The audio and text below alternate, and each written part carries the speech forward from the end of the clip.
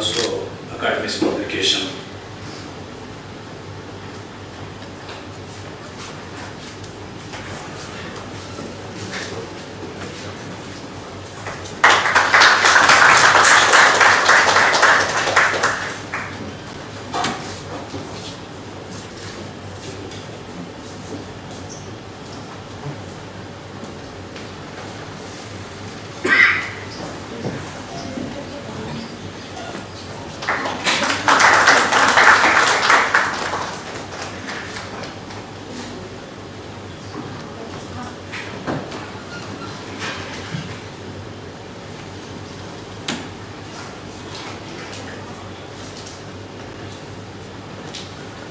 His Excellency Professor Mindaugas Kvietkauskas, Dean Faculty of Philology, Vilnius University, and former Minister of Culture of Lithuania, Her Excellency Dr. Diana Mikvichien, Ambassador of Republic of Lithuania in India,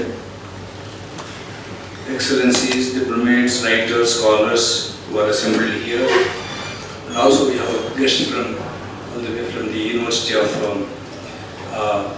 Vilnius. I'm glad to welcome all of you for this literary forum on multilingual and multicultural city and cultural historical memories. Friends, the aim, the end, the goal of all human aspirations may be unity or oneness, but the nature of life on earth, human societies and cosmos itself is based on multiplicity. Therefore, cultures by nature tend to be accommodative to multiple expressions and aspirations. So, by their very nature, societies have evolved to be multicultural.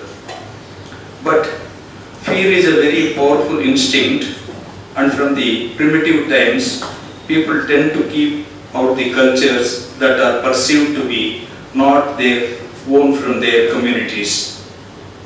But interactions and the thirst for knowledge and wealth are also dominating factors in human life, and eventually they defeat the fear, and slowly communities accept what is not their own and in the process benefit from all new knowledge.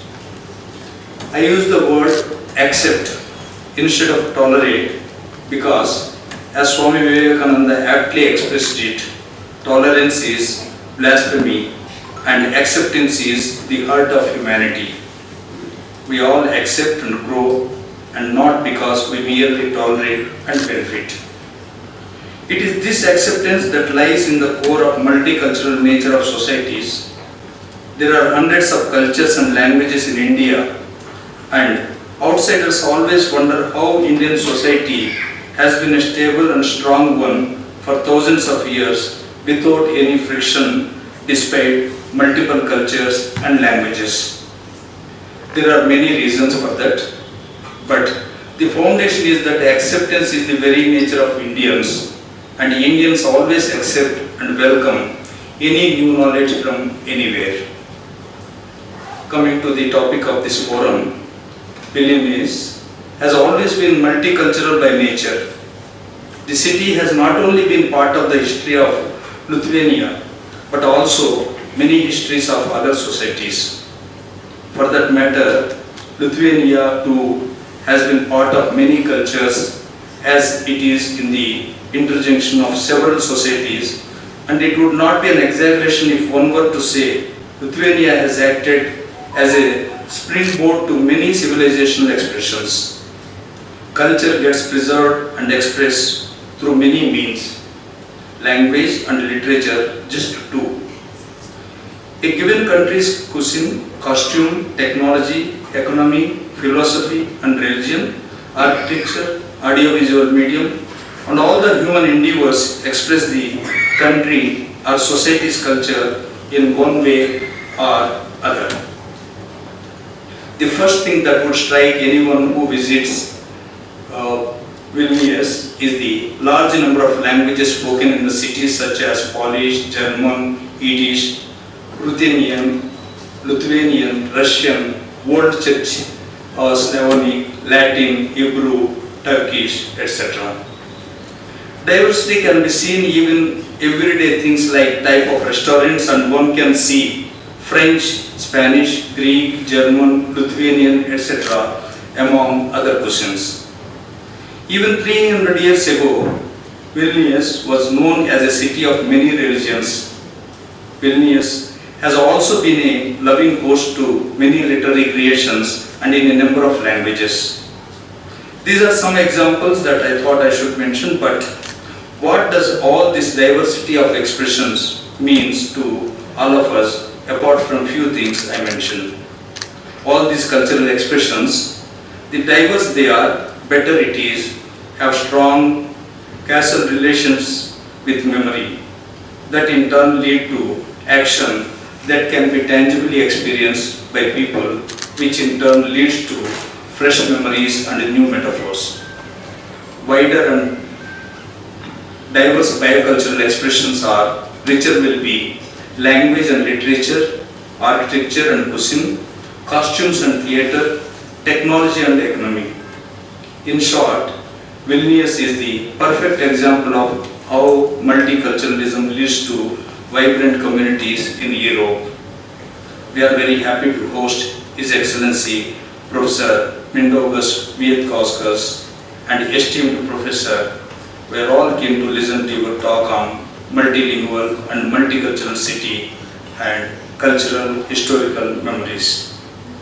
His Excellency Professor Mindaugas Kvietkauskas is a literary scholar and translator, Dean of the Faculty of Philology at Vilnius University.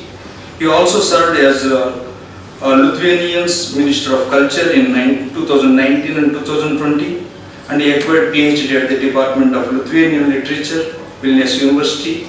And his main areas of research are multinational literary modernism and urban culture in Lithuania and East Central Europe. He is the author of a monograph on multilingual literary modernism in Vilnius and co-author of a study on the Lithuanian context of Czesław Miłosz and the editor of a collection of research articles, and he has published a collection of literary essays and translated several books from the Yiddish and Polish language, including the works of famous poet Czesław Miłosz and Abraham Sutskever and Moish Kalbach, and he has also researched the work of the Jewish avant-garde philosopher Moish Warbaisky Moive and collaborated on the preparations of his retrospective exhibition and catalogue at the Centre Pompidou, Paris. Thank you all. And before I hand over the mic to His Excellency Professor Mindaugas Kvietkauskas, we are fortunate to have Her Excellency Dr. Diana Mikvichian with us. I request her to speak a few words and then we will hand over the mic to him. Very good afternoon to all of you. I'm so happy to see so many people and so many attentive and curious, friendly faces. Dear Secretary Shinamasa Rao, I really want to express my joy at starting this very good friendship between Sahitya Akademi and the Embassy of Lithuania. It all started with a very simple courtesy call when I came and introduced myself, and the Secretary really received me with a very open mind, saying that whenever you have a writer, author passing by, traveling to India, bring him here.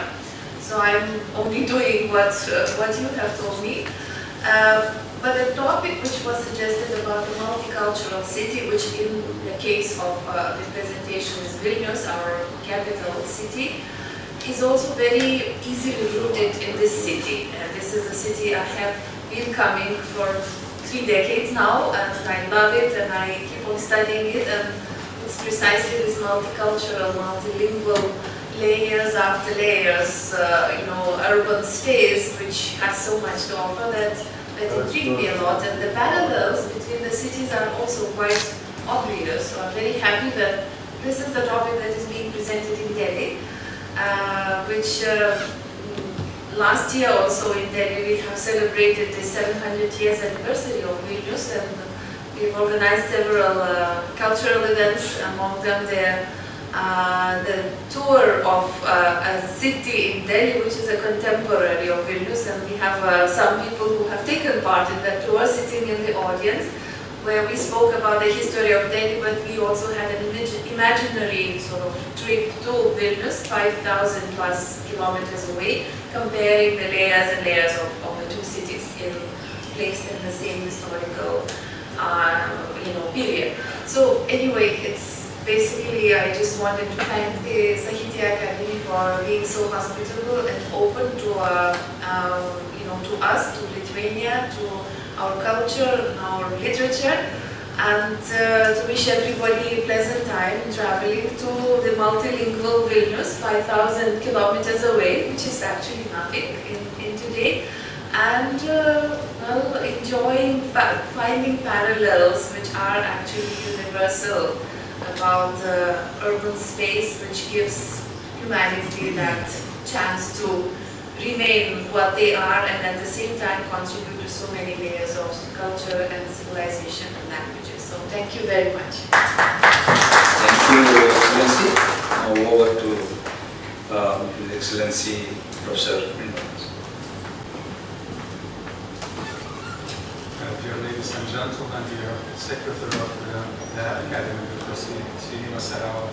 dear Ambassador, I am with a very happy and grateful I had the chance to be here to speak about my own city, my own research, and to hear amazing facts about your activities here at the Sahitya Academy. You just spoken the Secretary, and he told about your activities, about how the Academy cares for the different languages and literatures here in India.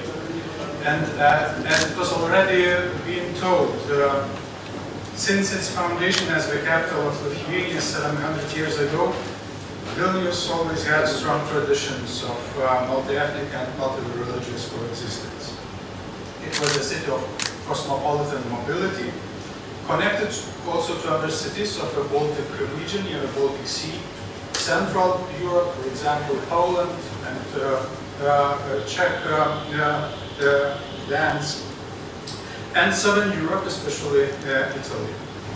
The composition of the city's population sometimes changed drastically, especially in the 20th century. However, multilingual Vilnius literature is a very rich heritage, and it is continuously translated and researched today. The entire body of this literature needs to be reconstructed after a long period of oblivion and destruction, especially during the Second World War and the Soviet Union. In the same way that the urban spaces of Vilnius destroyed and abandoned during the war and the Soviet era are reconstructed and brought to life.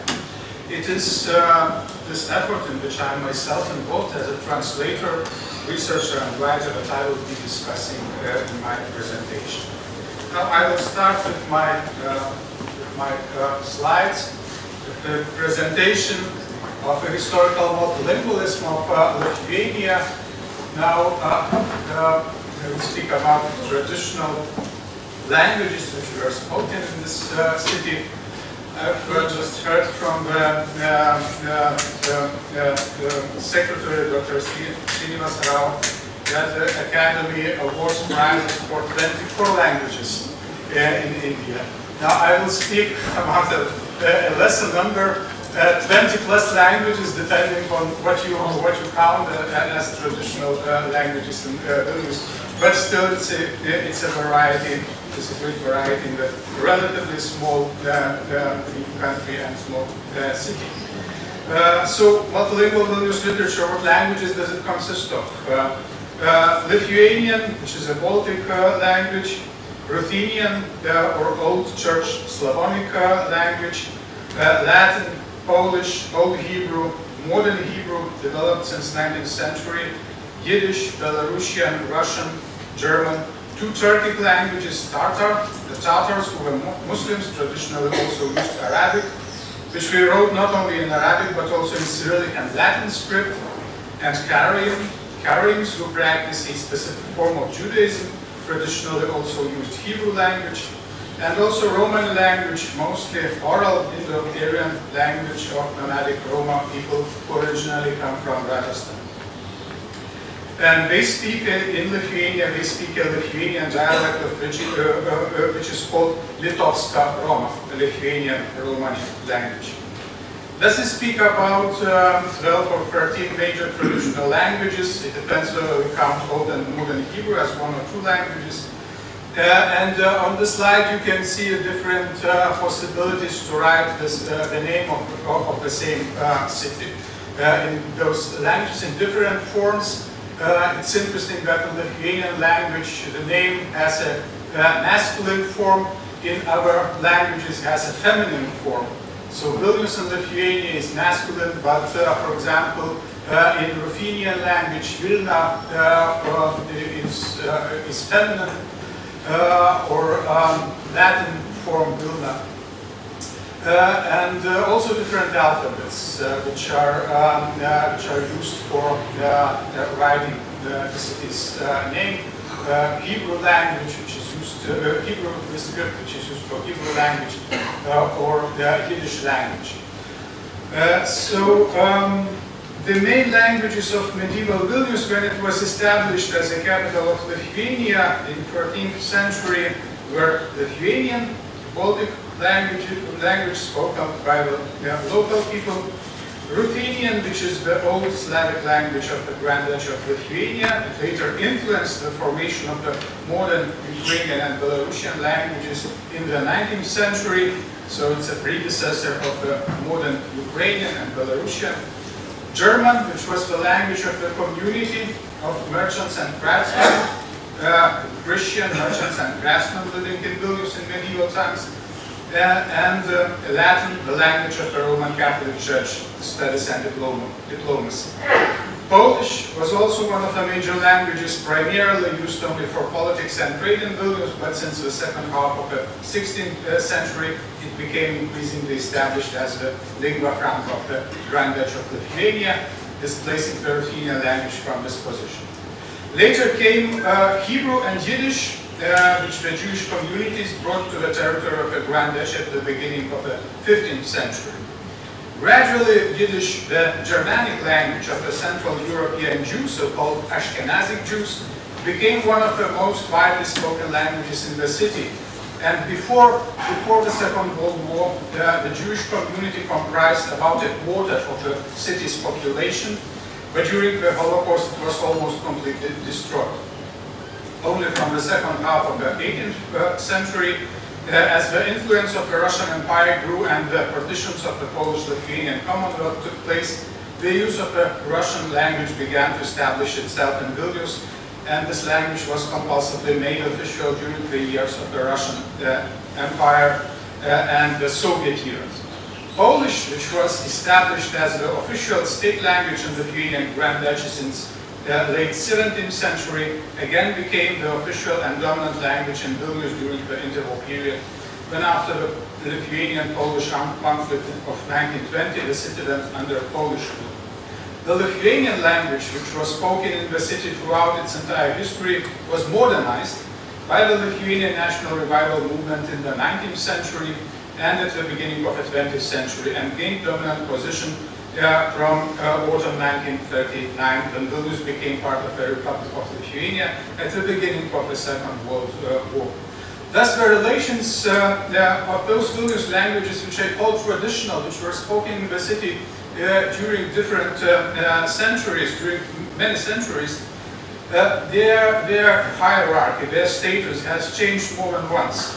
And linguistic negotiations, conflicts, or the choice of linguistic identity was often an important factor for the situation of Vilnius literature, for its writers, readers, and publishers. Now, the modern multilingualism of Vilnius is an old historical legacy. This legacy basically survived up to the Second World War, but it comes from medieval times. Vilnius became such a culturally diverse center because it was the capital of a huge specific state, the Grand Duchy of Lithuania. Well, according to contemporary historians, it was a peculiar multi-centered kingdom, which is sometimes called quasi-empire, and which allowed a variety of religions and languages in its territory. And as you can see from this map, at the height of its power, it joined this kingdom comprised the Baltic region, Lithuania, the Baltic Sea, the present-day Ukraine up to the Black Sea.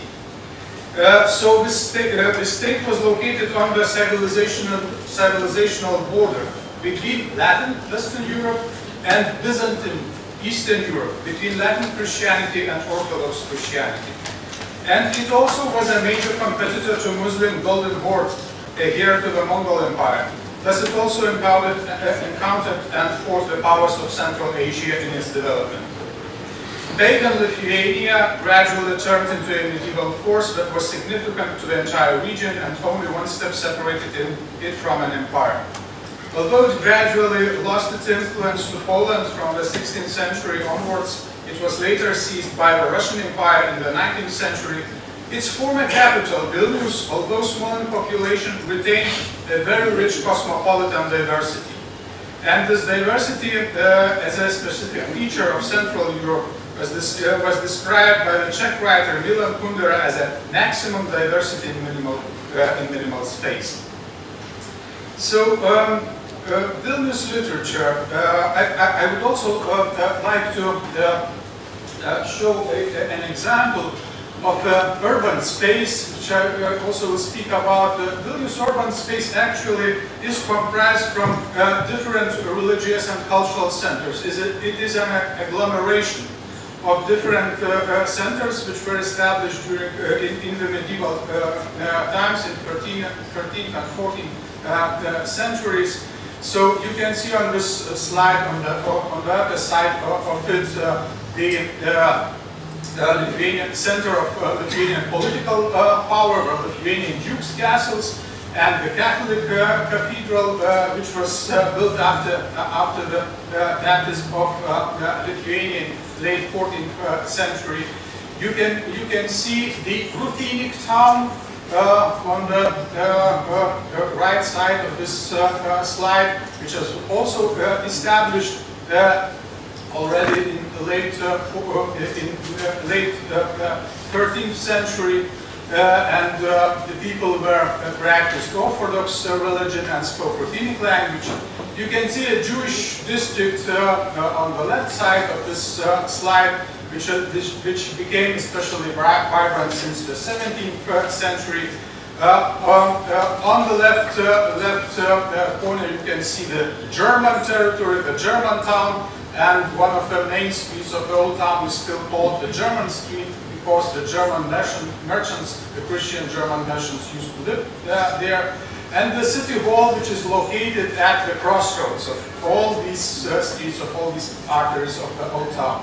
So the landscape of the city, the urban landscape, also reflects this multiculturalism and agglomeration of the different communities in it, as they gradually grew together during the medieval and early Renaissance and the Renaissance period.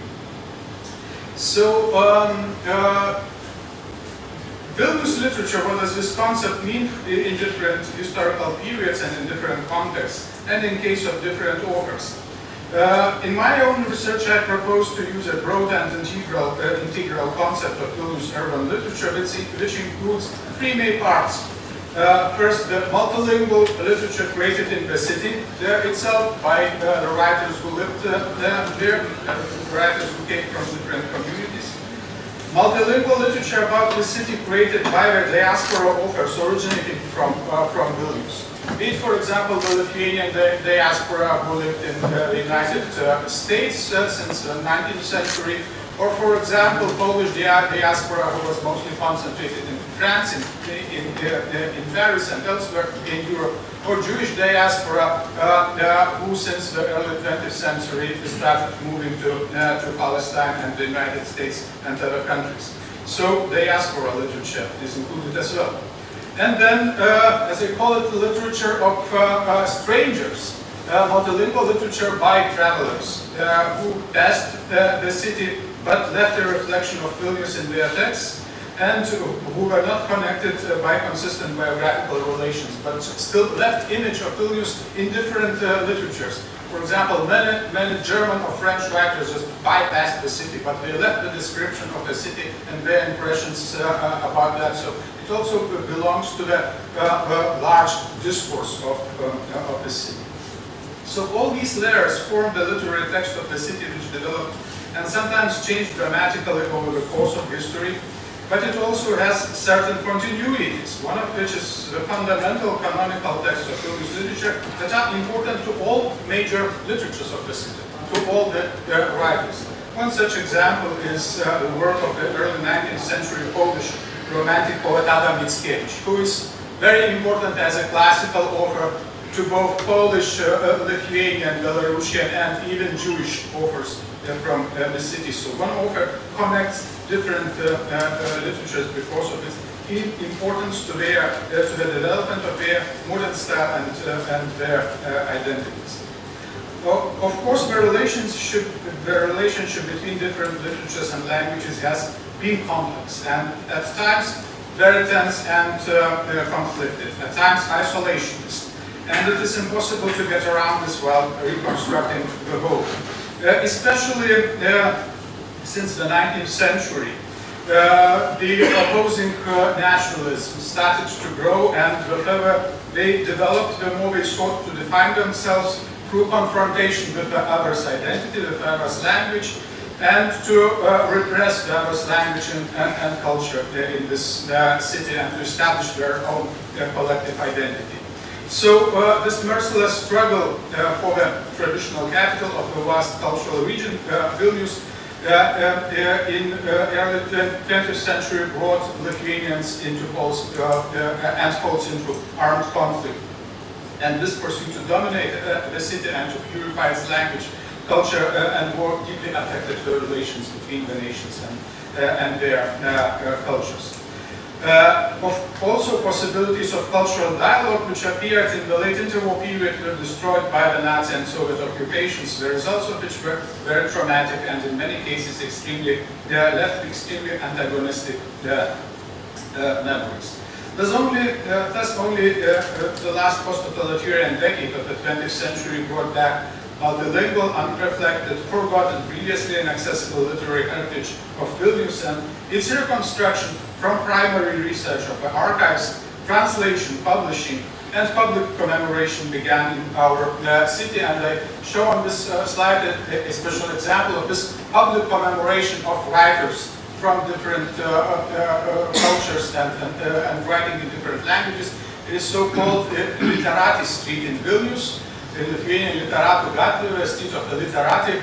Then memorial plaques for hundreds of writers from different nations are made. And it's a very nice artistic project still going on. And this street is being decorated with these plaques each year. New writers, new names, and their small images appear on the walls of this street. So now I would like to focus on several examples of the return of multilingual Vilnius literature and on parallel biographers. First of all, parallel biographies of two writers.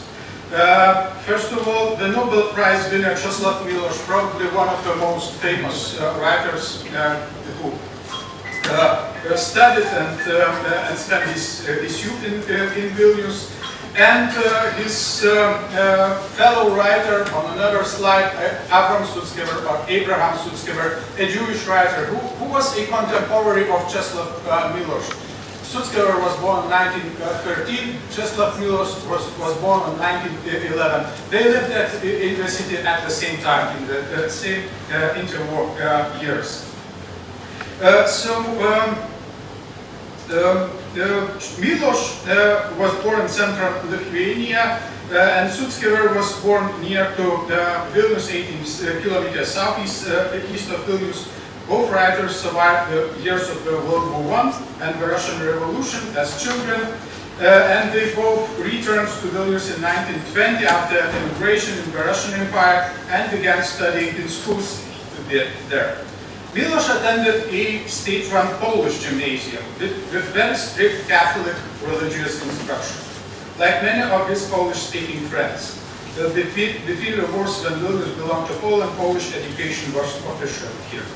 At the same time, Abraham Sutskever first attended a primary religious Jewish school. He was taught in Hebrew language, a religious tradition in Hebrew, and then a private secular Hebrew gymnasium where Yiddish was also taught. Later, both writers studied at the same Vilnius Stephen Batory University, which during the interwar years was Polish. Most subjects were taught in Polish language, but they attended the university under very different conditions. Milosz graduated in law and went to Paris on a scholarship, while Sutskever only attended literature lectures informally as a free listener, because the university had restrictions on the admission of Jews at that time, the so-called numerus clausus in Latin, the restricted number for certain nationalities. The Jews were under this restriction at that time. Milosz was part of a literary group of young rebellious Polish avant-garde writers called Żagary, which was a Lithuanian word for a small branch used to make fire. In this case, this was understood as a fire for the coming revolution. It was a leftist group, a left-wing avant-garde group. And it was affected by the European avant-garde tendencies, including expressionism, surrealism, and constructivism. At the same time, in 1929, a Jewish artistic and literary avant-garde group called Young Vilnius was formed in Vilnius, which also held rebellious leftist views and sought to overcome the closedness of traditional Jewish culture and to modernize it with the new trends of European art, such as expressionism, constructivism, and surrealism. The group included not only writers but also artists, one of them which was mentioned at the beginning of this in Mr. Secretary's speech, Moshe Vorobeychik, later became a renowned avant-garde photographer in Paris, a master of photomontage. So both of them were involved into avant-garde groups, into literary activities, just that their worlds in the interwar period were really separate. They lived like in very isolated worlds and did not know each other during that interwar period. Parallel worlds of literary modernism existed in the same city. One was Polish, another was Yiddish language. And they both were of very similar convictions. A leftist rebellious convictions, a search for modernist form, a breakaway from tradition, rebellion, literary and cultural liberalism. But it was only 4 decades later, only in 1979, at the Poetry Festival in Rotterdam, that they finally met. At that time, Milosz was teaching in the United States at the University of California in Berkeley, while Sutskever was living in Tel Aviv and editing the leading Yiddish literary magazine there. Both were at the height of their careers at that time. Both were nominated for the Nobel Prize for Literature, which Milosz received in 1980, and which in the field of Yiddish literature went not to Sutskever but to the Warsaw-born New York novelist Isis Bashevis Zinger. So it was only in the late 70s that the dialogue and correspondence between the two major Vilnius poets began, that they met and began corresponding letters, and Sutskever translated Miloš into Yiddish language, and Miloš wrote essays about his fellow poet from the same city, Sutskever. But it was so many years ago after they spent their youth there. Sutskever survived the Vilnius ghetto during the Holocaust and became one of the most famous poets to write in the ghetto. His poems became emblematic for the ghetto's tragedy and resistance. For example, one of the most famous poems about the ghetto written by Sutskever is called The Cart Full of Shoes, in Yiddish, Die Wogen Schick. It was written in January 1943 about a carriage, about a cart carrying the shoes of shot people from the site of mass killings, among which the subject of this poem suddenly recognizes his mother's shoes and realizes that his mother has been killed. It's a very touching poem translated into many languages, and Sutskever has many other poems like that. Miloš wrote similarly shocking text during the war as a direct witness of the destruction of the Warsaw Ghetto, where he spent the Second World War. One of his most famous poets is Poor Christian Looks at the Ghetto, which speaks of the metaphysical guilt of the passive observers of the tragedy of the Holocaust, the Polish inhabitants of Warsaw who look at the burning ghetto and simply do nothing, they just watch the tragedy. Most of the society, of the Polish society at the time, was unwilling to admit the tragedy which was happening in the same city. Thus, when read together many years later, the texts written by the two Vilnius poets create a complete picture of their reality, of the same urban reality, of the tragic reality, and the contemporary reader, comparing them, gains a kind of stereoscopic vision through which multiple levels of the same historical reality can be seen. Next, I would like, on this slide you can see some of the translations of the most recent translations of both poets into the Lithuanian language. A novel by Czesław Miloš, his long epic poem, Poetical Tractate, the collection of novels by short stories by Abraham Sutskever, The Green Aquarium, and the edition of his poetical manuscripts found in the hiding place of the Vilnius ghetto, called 10 Poems. I have translated Sutskever from Yiddish language into Lithuanian myself.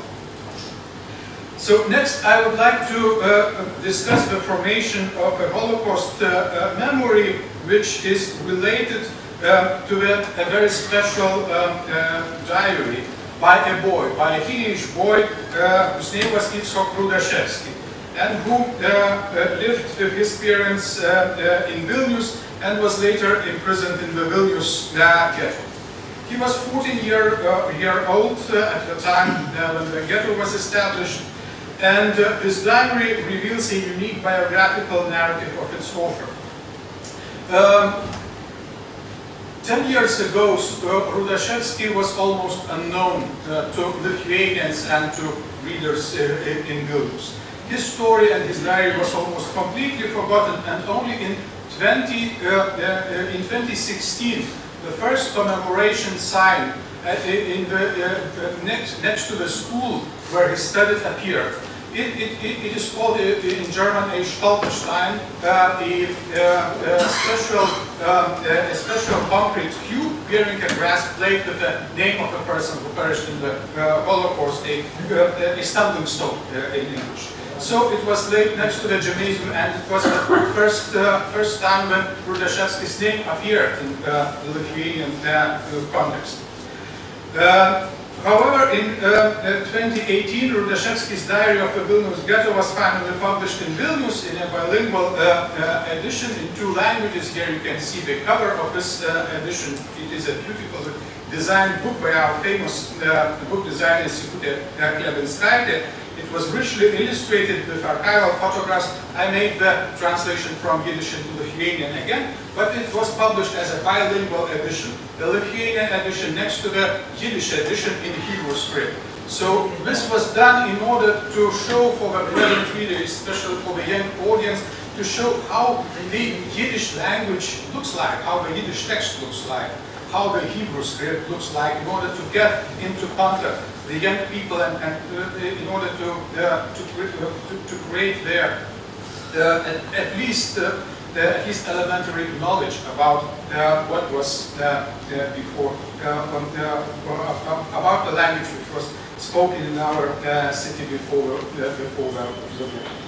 So the publication of Rudashevsky's diary received a lot of attention from the mainstream media of Lithuania and from young readers, and already in 2017 excerpts from his diary were included into our school curriculum as the source for Holocaust education. So he was accepted into our school programs, into our curriculum very quickly. A notebook with Rudashevsky's diary was found in July 1944 in the former territory of the Vilnius ghetto. The diary was hidden in the attic of a house where the boy, his parents, and his uncle's family were hiding for 11 days in September 1943 in hope of surviving the final liquidation of the Vilnius ghetto. However, in the course of checking the territory of the ghetto, the Nazis discovered their hideout. They drove all the people that we found there to the Gestapo and later shot to death in Konar forest near Vilnius. The only person who survived from all those who were hiding in the attic was this boy's Yitzhok's 14-year-old cousin, whose name was Sarah Voloshin. She managed to escape the execution almost miraculously, and after the war ended, she returned to Vilnius and returned to the attic and to the hiding place where the family was hiding in 1943. And according to her, she, in one of the corners of the attic, she found a dirty notebook, which appeared to be the diary of her cousin Yitzhok. And that was how the diary was rescued. And later, Sarah Voloshin passed it to a famous Jewish poet about whom I have just spoken, Abraham Sutskever. Sutskever published this diary first in Tel Aviv in Hebrew. Later it was published in English and in French. And as I just told, in 2018, the Lithuanian bilingual edition of this diary appeared. Why this diary is so important today, especially to young readers? Especially because of the aesthetical level of this child's diary. Some inscriptions in Yitzhok's diary describe images, atmosphere, and inner status, his feelings, rather than events or personal situations from the life of the ghetto, including certain details which were presented as if they were marginal, but still extremely local. And especially interesting is the feeling of a local aura of the city as expressed by a 14-year-old. I just have a quote from this diary which I would like to read in order for you to get a general impression how does this sound. This is a description of a dark little ghetto street and figures of poor vendors crowding around the lit up corner that catch the boy's eye. I quote, like flies around a little lamp, poor ghetto vendors, mostly children, cling to the light. The bluish, dull light illuminates the rags of the children or women, illuminates the little hands wet from cold, which are counting money and giving change. Frozen, carrying the little stands on their backs, they push toward the tiny corner that is lit up. They stand thus until they hear the whistle, and then they disappear with their trays into the black little ghetto streets.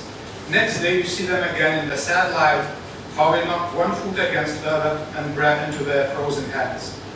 So this description is very literary. It reminds of an expressive painting, the specific light, coloring, the composition of the scene. So the child presents the scene through his own eyes, but achieves an unexpected effect of artistic distance.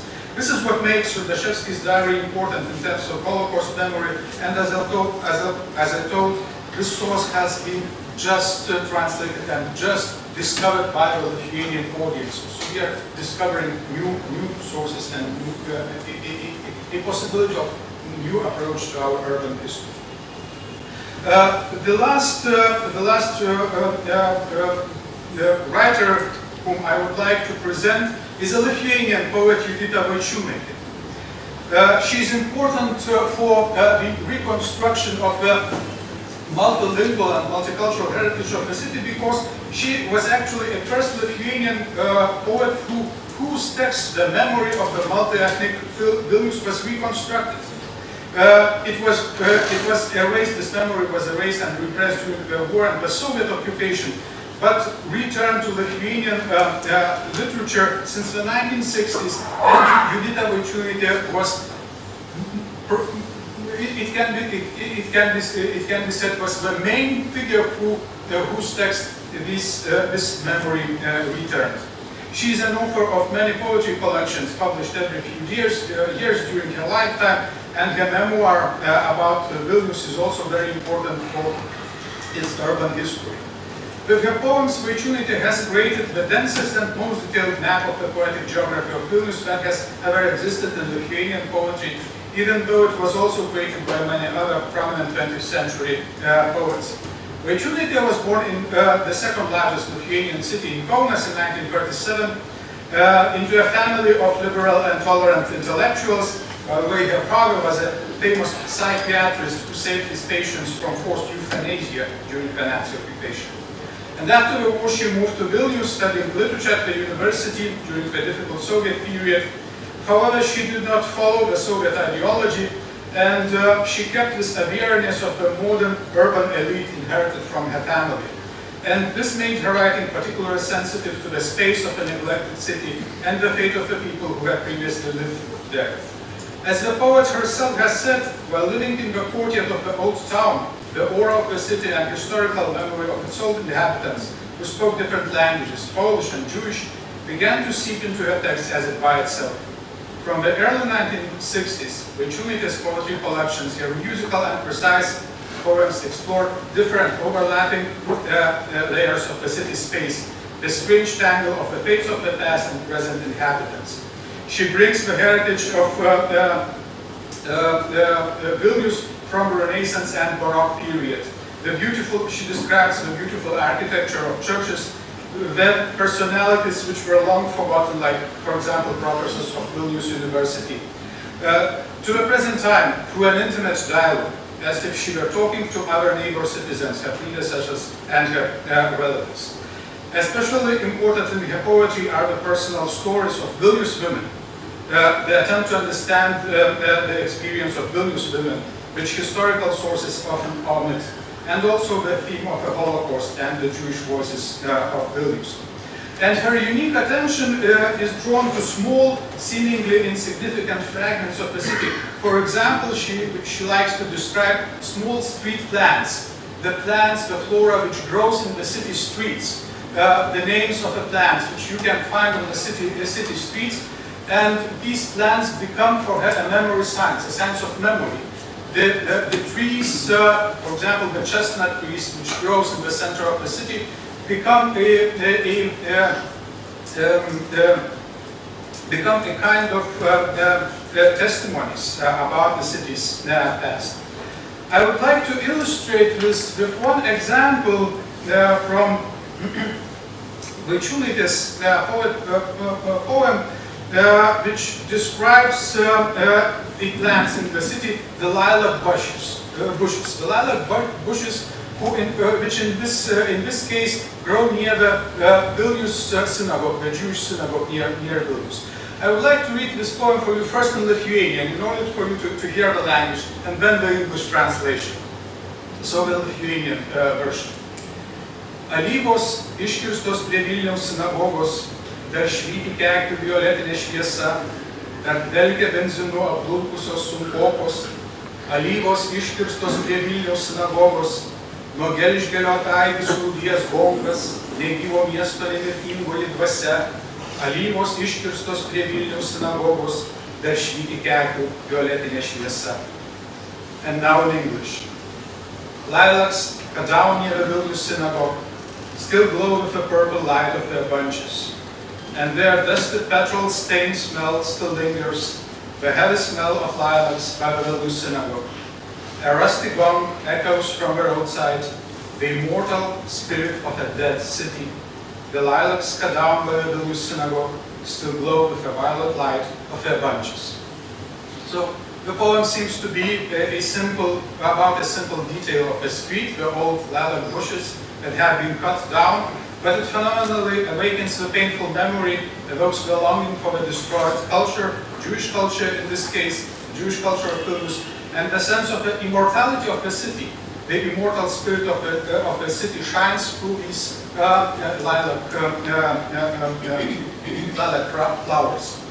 And it shines regardless of manipulation. In this way, through extremely subtle metaphors, the Trinity reconstructs and integrates the multi-ethnic heritage of Vilnius in her poetry. And I would like to conclude this presentation with an example of how Vilnius literary texts written in different languages can resonate and complement each other. Last year, to celebrate the 700th anniversary of Vilnius, together with my colleague writer Rabindra, we have compiled and published an anthology of multilingual Vilnius poetry, which I also have here. And the anthology is called Seeing Vilnius, and it contains texts written in 9 languages by 90 Vilnius poets from different historical periods. The texts are presented in the form of a poetic map of the city.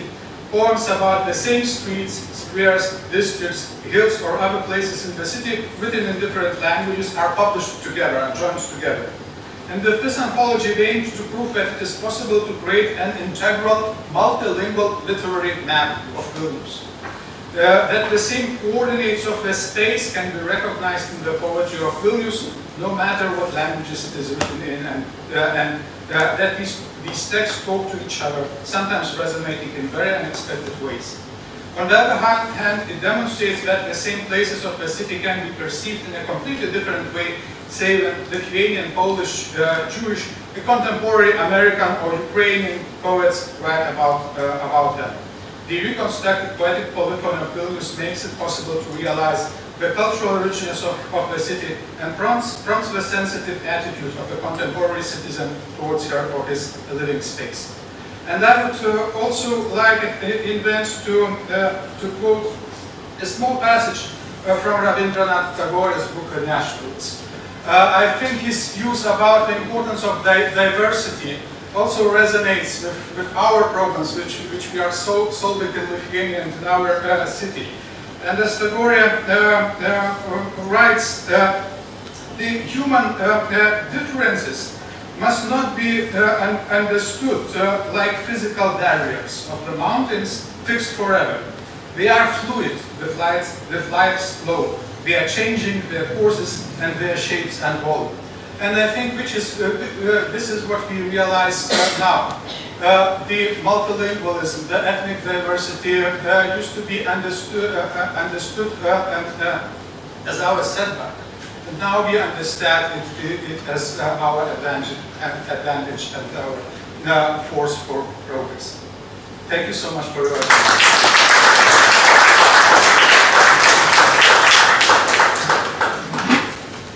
Thank you, Excellency. It's a wonderful lecture. It has taken all of us to take literary and cultural tour to Vilnius.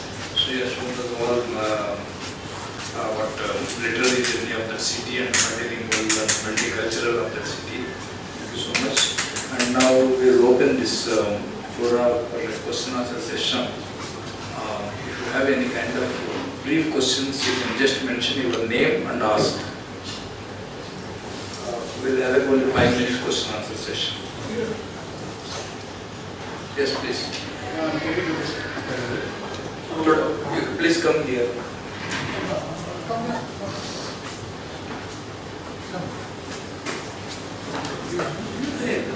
What's up? You can have a seat. Please. Yeah. So I want to know in Lithuania about roughly how much percentage would be able to speak German And also, is there in all these Baltic countries, all the three, is there any common language which is can be understood in all the three? Yes, so about the German speakers in Lithuania, of course the situation has changed during the different periods. The Germans were mostly concentrated near Baltic Sea, so-called East Prussia, near to Lithuania, and some Lithuanian cities there also had German population. But of course, the outcome of the Second World War was that they were driven out of these countries by the Soviet army, and only small number of German speakers remained, the native German speakers.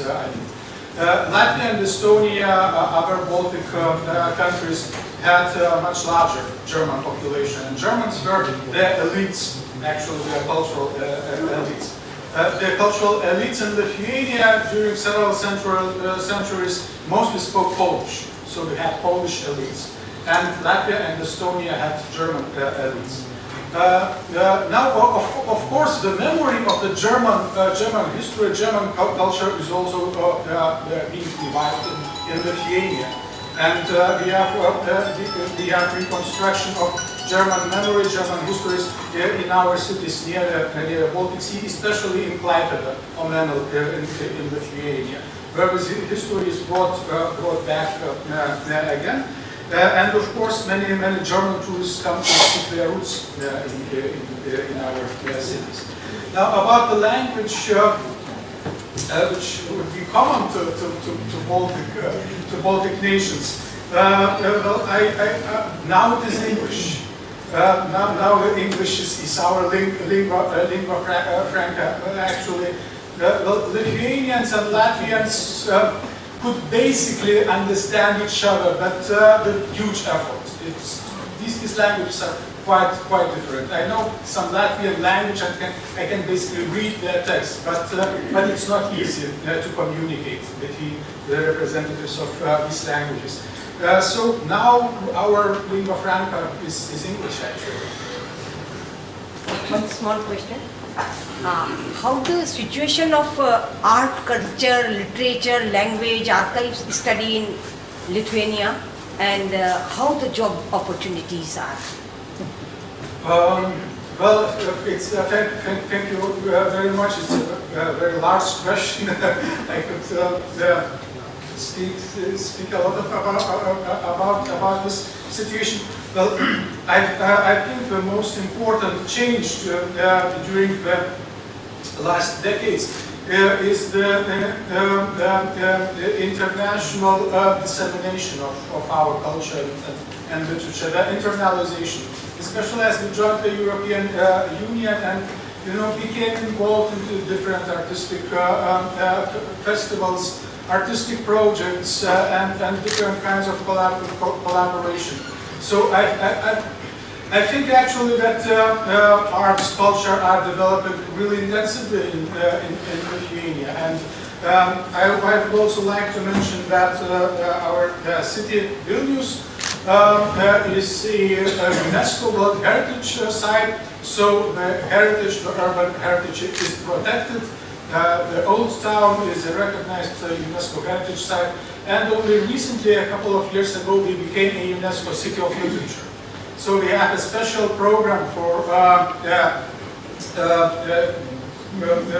caring about our literary heritage, a special program for literary activities and for translations, which is also connected to that. Sorry? What I have studied about Lithuanian language, it is little bit derived from Sanskrit, and its origin is in Sanskrit. So how Lithuanian government and you are working on Sanskrit to expand Sanskrit in all over the world? Sanskrit language. Well, yeah. Yes, well, actually I have a fellow linguist here, Professor Axel Helwood, who is a professor of general linguistics and Vina Holo. And maybe they could help me to tell more about the connections of Sanskrit and how the Lithuanians care about it. Thanks. So could you comment on that? Yes, thank you. So obviously Sanskrit was of huge importance for the rise of comparative linguistics. This happened in the final decades of the 18th century, and it was the discovery of Sanskrit that led linguists to realize that this ancient language of India is actually closely related to languages like Latin and Greek, which were fundamental languages of fundamental importance for European culture.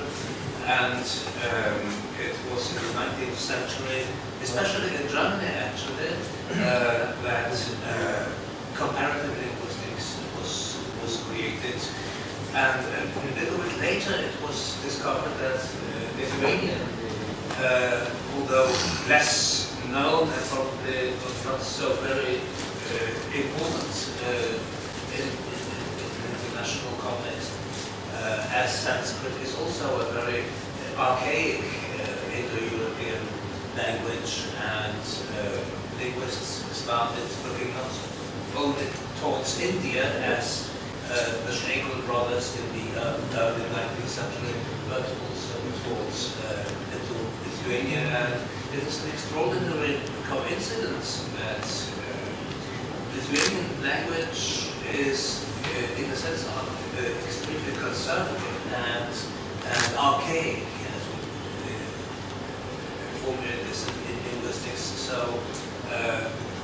modern Lithuanian language has retained many linguistic forms, morphological forms, endings, nouns and verbs, which have retained almost the same form as classical Vedic Sanskrit.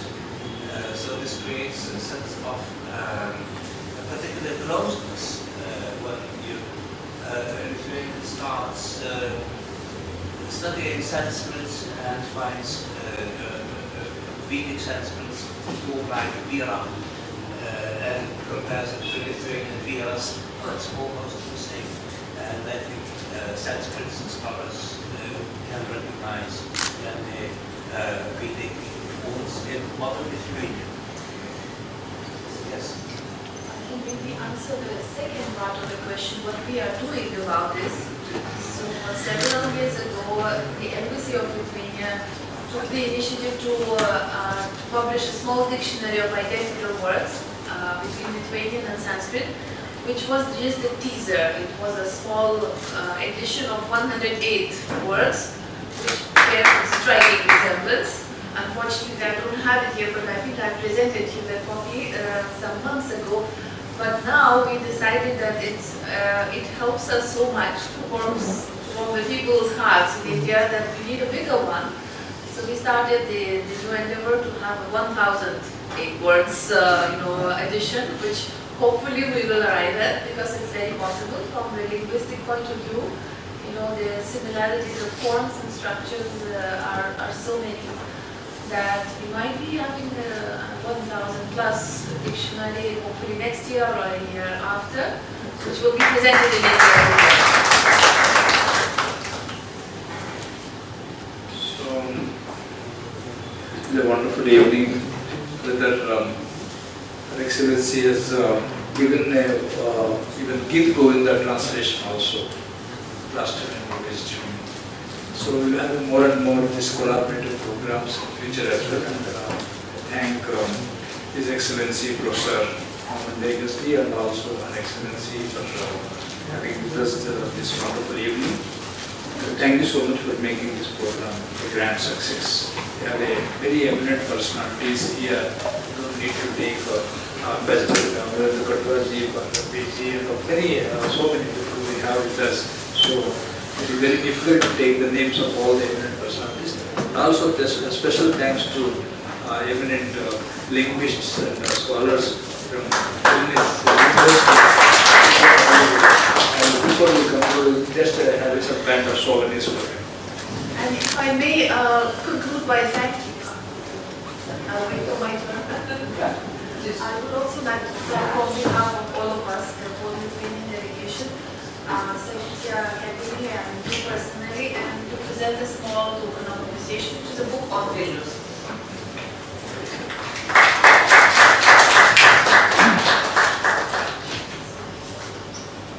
This is something to illustrate the topic that's being discussed in the whole.